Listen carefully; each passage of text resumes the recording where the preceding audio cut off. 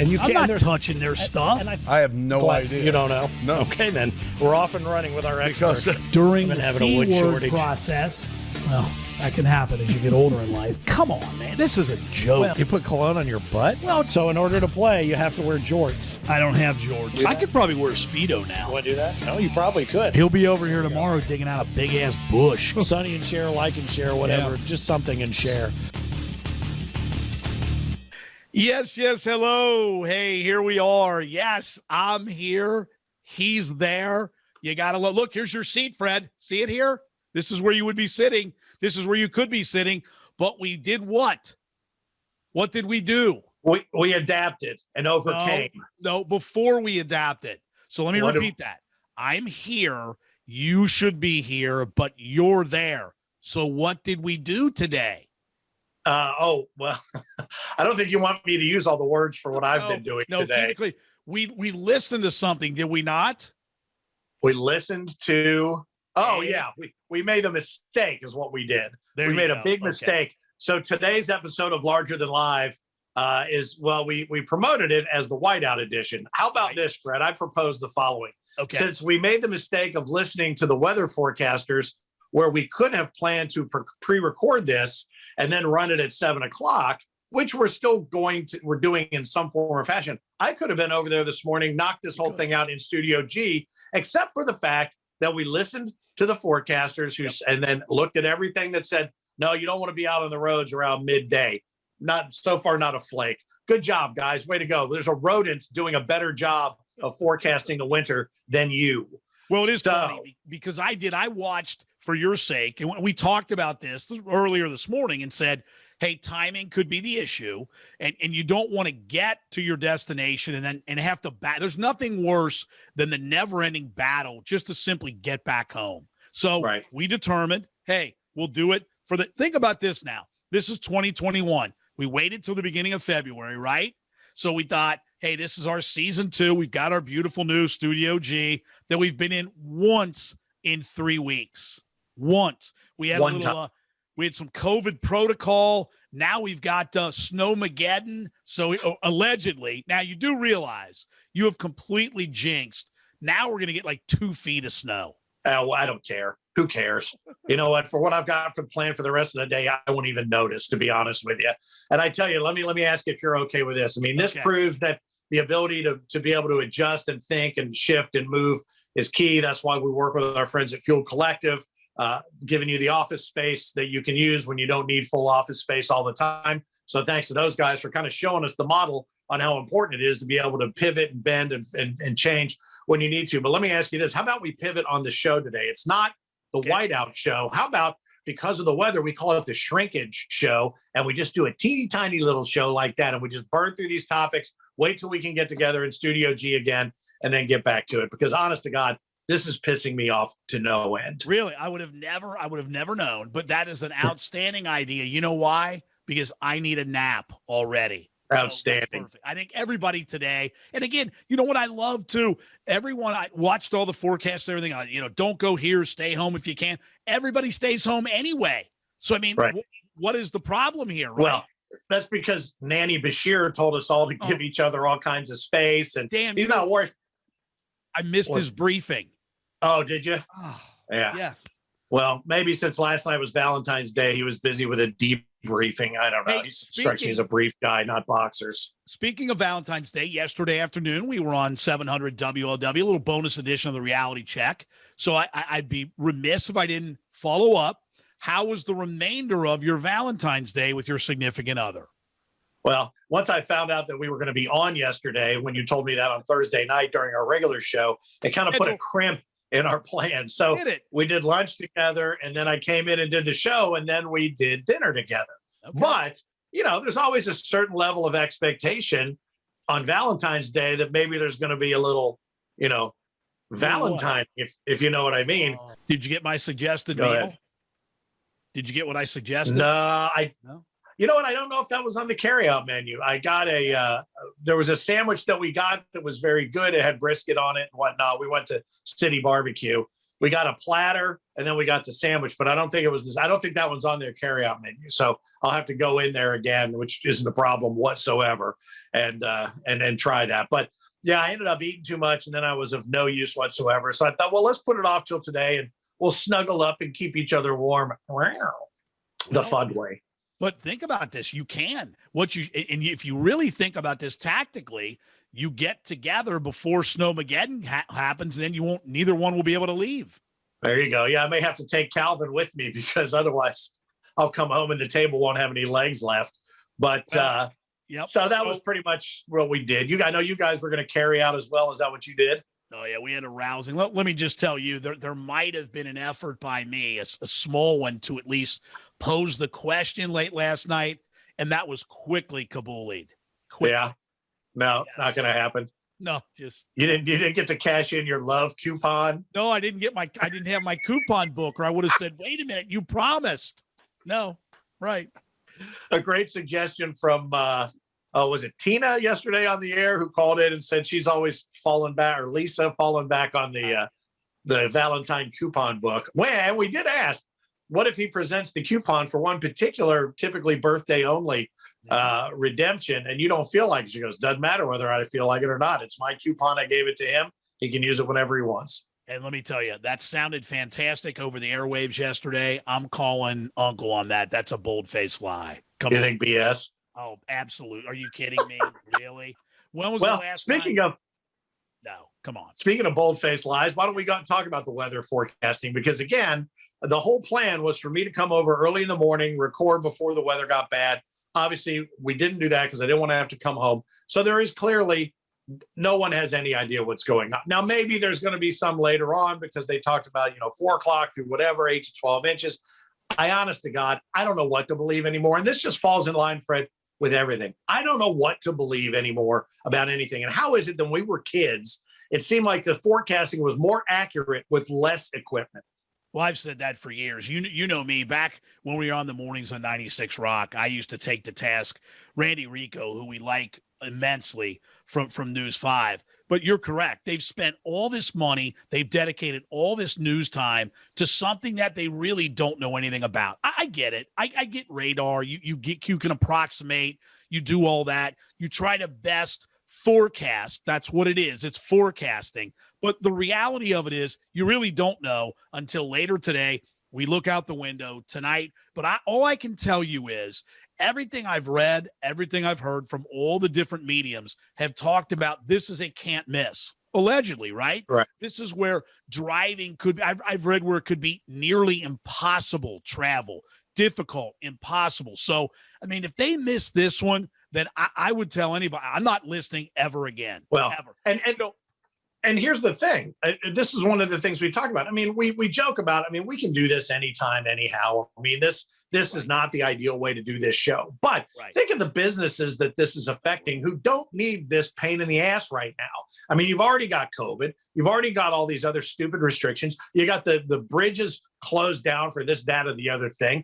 And then you put this on top of it. People are canceling things that they probably really need to do. And you are affecting business. You are affecting people's psyche. Honestly, we talked about this. People have had cabin fever for now a year, including through the summer.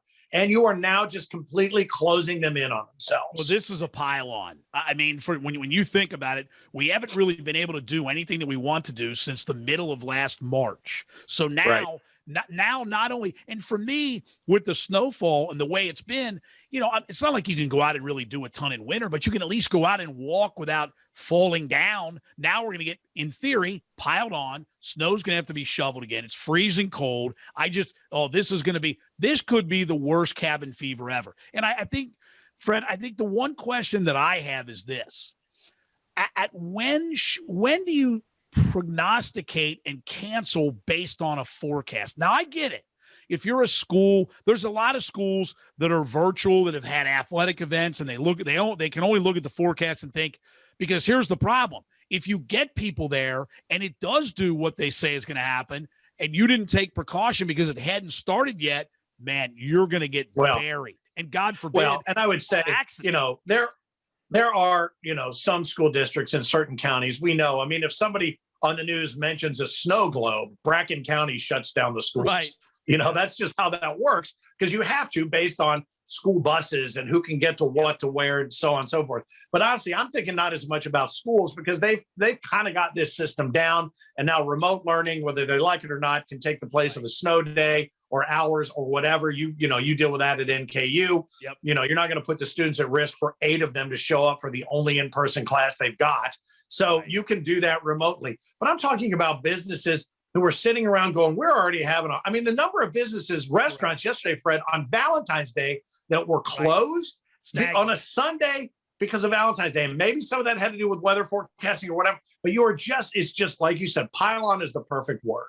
Terrible. I mean, no, you're correct. By the way, Fred, I forgot to tell you this. You'll thoroughly enjoy this. So I was preparing to go back to class tomorrow. Last week, canceled on Tuesday, university closed. Thursday, the university didn't open till 10. Well, my class begins at 9:25. So both of those days, naturally, I did it virtually. I was so excited to get back there tomorrow. You'll love this, which obviously, if the forecast occurs, won't happen. Well, guess what? It's not going to happen anyway, because I failed to remember that today, President's Day, off. And they also gave tomorrow, the university's closed tomorrow. So I was sending all this information to the students in the class about, can't wait to see you Tuesday. We're going to be working on this. Well, there is no Tuesday already. It's already canceled. Well, let me ask you this. Yes. Can I get a gig as an adjunct professor at NKU? Because that's pretty sweet. You got some pretty sweet hours there, Fred. Well, let me tell you, Fred, the class goes through the beginning of May. Well, that's not a problem. No, I love it. But I literally, when you miss, I'm so longing for human interaction. Which is weird. And we're not getting any of that.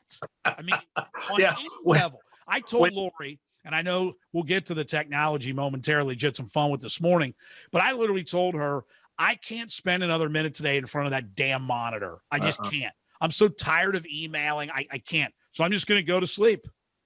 Yeah. Well, I got to be honest with you. When you and I are saying we can't wait for human interaction, it's bad. It's a problem, right? It's because I was the guy that wanted to make the T-shirts that said, when all this COVID shit's over with, I still want you to stay 6 feet away from me. Yes. No, I love it. Well, I'm a guy who wants to buy an island, and it's going to be inhabited by me, Lori, and maybe a couple other family. That's it. But anyway, now hang on, because I know you and my lovely wife spent a little time this morning, right? A little time working on some of the technological aspects to make this very program happen. Do we have some fun? Yeah, it was outstanding. And I have to say, I don't want to make any promises. Yes. But I just bought a new laptop not even 6 months ago, so that I'd have a clean, brand new piece of equipment that I could do for things like this and different, the Zoom meetings are becoming so important, and I had no idea how long. So I'm like, I need a better piece of gear. So I went to a place, and I won't say their name, but it rhymes with Micro Center. And I went there and I bought this piece of equipment. And now all of a sudden the internal camera doesn't want to work. And I spent 3 hours, God bless Lori, your better half. She tried to walk me through. She was sending me tutorial videos on everything about how to uninstall this. And could it be my security, my virus program interfering with the camera and this. And now it looks like the camera is just burnt out. It's trying, it's saying it's on, but now it just doesn't want to, it's like flickering and doesn't want to do anything. And I'm going to tell you something right now, service department at Micro Center. We are going to see each other this week. And one of two things is going to happen. Yep. You're either going to go tickety, tick, tick, tick, tick, tick, boom, you're fixed while I'm standing there, or you're going to have to call someone who works typically in home improvement and dislodge my computer from your wall, because I am going to take it. It'll become a throwing star, and then you can just replace the whole goddamn thing, because I'm not having that. 6 months I've had this thing and something's malfunctioning on it. And it comes down to the problem with this, Fred. It's everything a la carte. This thing came and it had nothing on it. Usually you have the whole Microsoft suite in this or whatever, and the camera is an app. This is an app. The blah, blah, blah, blah is an app. You know what? And none of that works on a regular basis without having to do this. This is how TV's going as well. We can talk about this another time. Oh, well, all your favorite shows have now gone on to Discovery Plus or this Plus. That's $4.99, $5.99. is just getting to be ridiculous about how you even can consume anything. And then you don't even get what you pay for. You get nothing. The best part is you are correct. You can't look at the price of the computer before you add on so you just get the computer and then, oh, by the way, if you want it to work, here are all the other things that you need. It's absurd. Yeah, it absolutely is. And it goes down to nobody, and this is something you and I discuss all the time. No one in any walk of life anywhere now is living up to their promise, whether it's retail, whether it's products, whether it's calling you back, whether it's you setting up a meeting and a month later you have just gotten crickets, no feedback whatsoever. And look, the people that watch and listen to us know how we feel about not living up to what it is you say you're going to do. And here's the thing. If it's a no, just say no, because that's the easiest thing for us to move on from, or me at least. And I know you're the same way. But if you're one of those people that just thinks, well, if I just go completely ghost them, they'll just go away. That problem will go away. I call it the Roger Goodell approach. Then you know what? You need to completely reevaluate yourself because that is just a horrible, horrible way to deal with people. And that's all we're getting. You had COVID and now the weather on top of the Excusatron 3000. It's just so irritating. And it all goes back to people just will not take responsibility for their own actions. And I don't know how you fix that. I mean, I really and truly don't. And I would tell you that while you mentioned the Zooming and doing those things that make it still possible to do some that we're doing here, I would tell you in a business sense, in my opinion, it's made it even worse. It's delayed everything. It's pushing back the inevitable. I don't know. You get to the point, and we've both tried. We try to help one another. I'm sure many of you out there watching feel the same way. It's just a very frustrating time. It's no one's fault. I mean, the situation, the COVID-19 is nobody's fault. It's just very frustrating. No, but if you tell somebody you're going to do something and then they follow up with you, and the answer is no, and you're one of those people that doesn't like conflict, or just say no. Have the nads to say no, because that allows the person on the other end to move on and put you in the rearview mirror and in the dust where you belong. Correct. I don't care if the answer is no. Just tell me it's no. I will move on. Believe it or not, I'm not famous for moving on, Tom Brady, but I will move on. Yeah, I couldn't agree more. And honestly, and you know, there are times, do you think this? Are there some times when you think and ask yourself, am I the reason that that this process won't end? You know what I'm saying? Like, I ask myself sometimes, should I be phrasing a question differently? Should I? And the answer most of the time I come up with is no. I'm doing what I said I would do. It's that old say what you do what you say. If everybody would live to that very simple equation, the world would be a much better place. Well, absolutely. No question. And when you have to follow up with the same essential question week in and week out to no response at all. And then, and it's not just, oh, I sent an email. That's my biggest pet peeve, especially with the younger generation of workers. Well, I sent an email. Well, maybe it went into their spam filter. Did you follow up with a call? Did you text? Do you have another way to even find out if they got your email? But when you do that and you go to a form of communication that has worked consistently in the past and then crickets, it's really, really mind-numbing, and it's very obvious. And if you can't follow up with something you say you're going to do, even with a no, then you know what? That's a problem, because it's not me. I'm going and asking for the answer, even if it's a no. Right. Here's what's weird too. I would tell you that some of the people, like in the sales process of selling sponsorship to events over the years, some people who kind of played it that way for a while and who we kind of on our little checklist of who we were presenting stuff to, I had put a line through. Some of those folks ultimately said yes.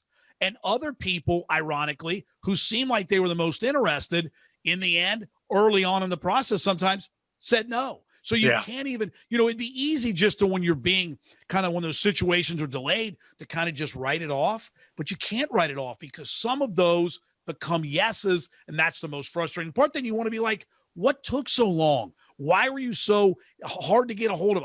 Dude, if I had the answers to half this stuff, I don't know what I'd be doing. I would tell you this. If I was 30 years younger, even 20 years younger, and in the workforce to the level I was then, where I'm still building and trying to create a career instead of where I am now trying to wind down and find jobs that I want to do that coincide with one another that allow me to do each one. Right. I may not have the mindset that I have now, but here's the mindset that I have now. And depending upon what you do, you may or may not have this. I'll call it a luxury. It's not really a luxury.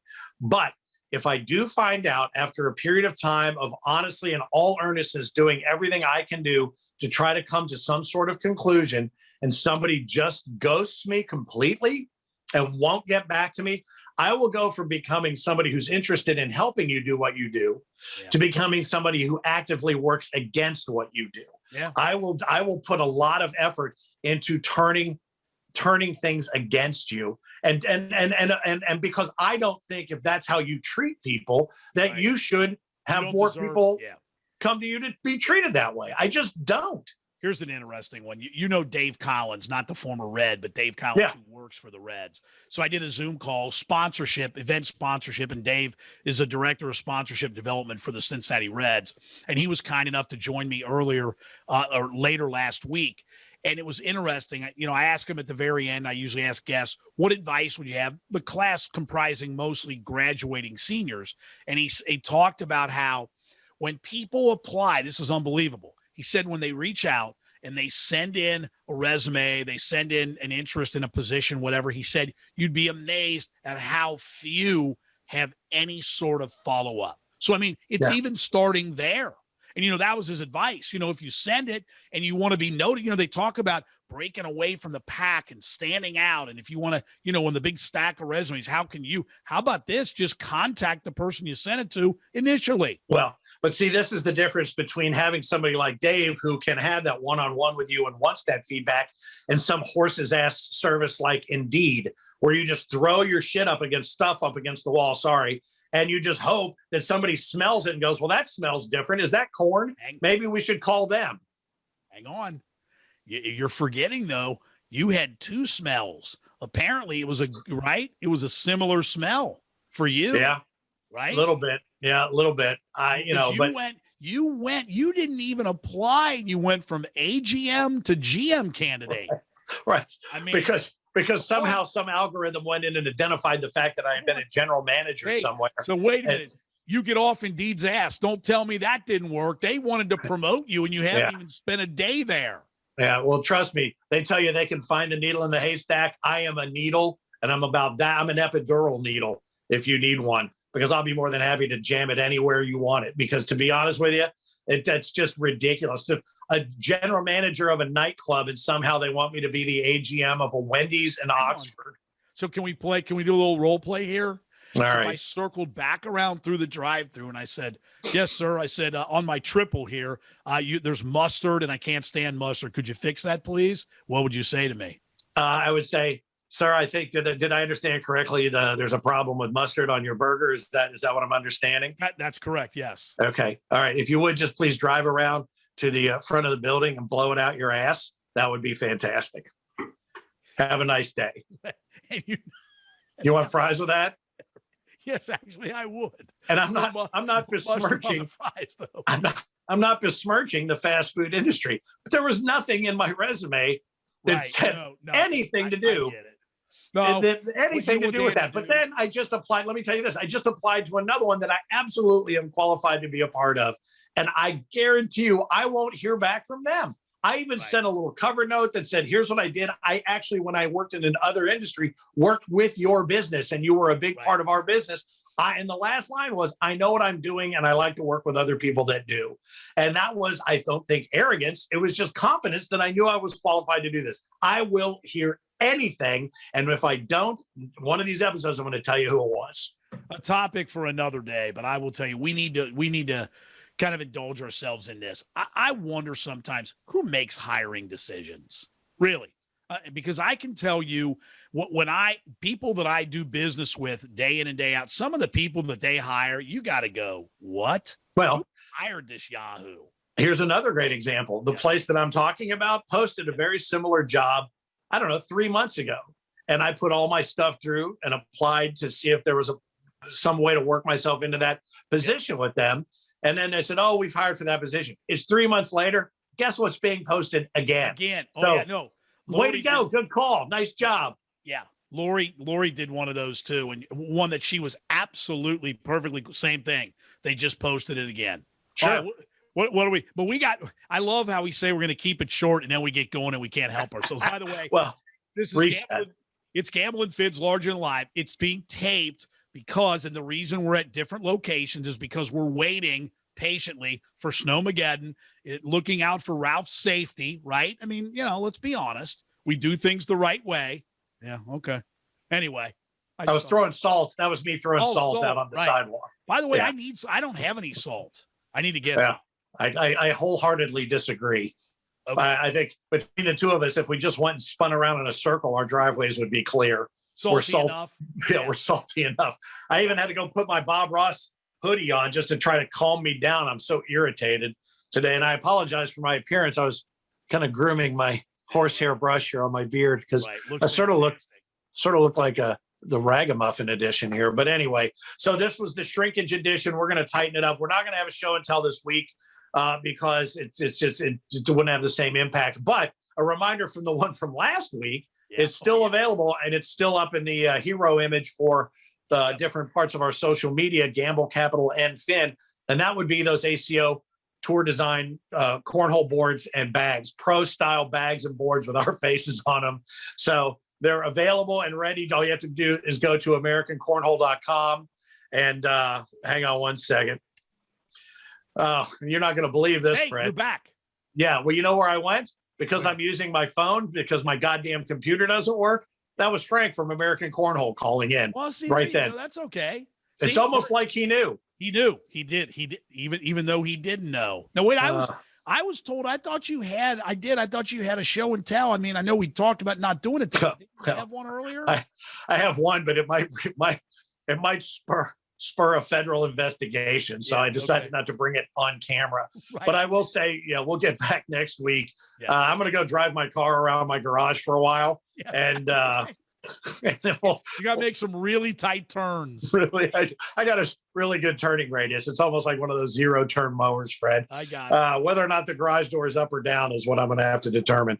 But we'll get back to this in earnest again in the coming week, assuming that no fake snowstorms impede us yet again. And thank you guys for checking it out. Don't forget our YouTube channel. Go and smash that subscribe button. We're trying to go to 1,000 subscribers as fast as we can. And we have rocketed. I mean, I got to be honest with you, our numbers are pretty impressive. I think just over the last week, we have, if my numbers were right, we've gotten 2 new subscriers. So we really have a little bit of work to do. Okay, good.